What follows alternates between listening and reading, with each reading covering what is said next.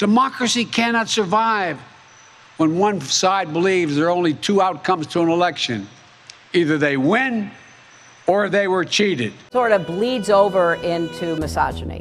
And let's just be honest, you know, people who have Putin wants to bring us down, and he is an old KGB agent. If you look at Facebook, the vast majority of the news items posted were fake.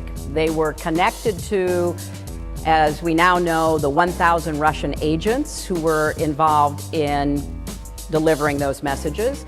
They were connected to the bots that are just out of control. We see now this new information about Trump's Twitter account being populated by millions of bots. Bannon, who'd been running the BREITBART operation, supplying a lot of the untrue, false stories. What we saw was, in this election particularly, and I appreciate what Walt said, the first time that you had the tech revolution really weaponized politically. I inherit nothing from the Democratic Party. What do you mean nothing? I mean, it was bankrupt. It was on the verge of insolvency. Its data was mediocre to poor, non-existent, wrong. The group running this was the GRU, which is the military intelligence arm of the Russian military, and they have a very sophisticated cyber operation. In bed with WikiLeaks, in bed with Guccifer, in bed with DC Leaks. They were conveying this weaponized information and the content of it, and they were running, you know, there's all these stories about, you know, guys over in Macedonia who are running these fake news sites, and I also think I was the victim of a very broad assumption I was going to win. The biggest Google searches were not for Comey, because that information was just lying out there.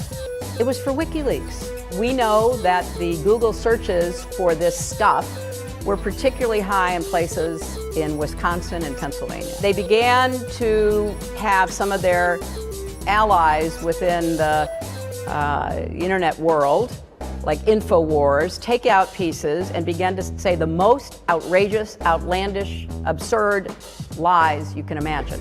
Your Twitter account is saying, oh my gosh, Hillary Clinton is running a child trafficking operation in Washington with John Podesta. You had Citizens United come to its full fruition. So unaccountable money flowing in against me, against other Democrats. You had effective suppression of votes. Wisconsin, under the current governor, Scott Walker, has been one of the leaders in voter suppression. I'd taken a tremendous hit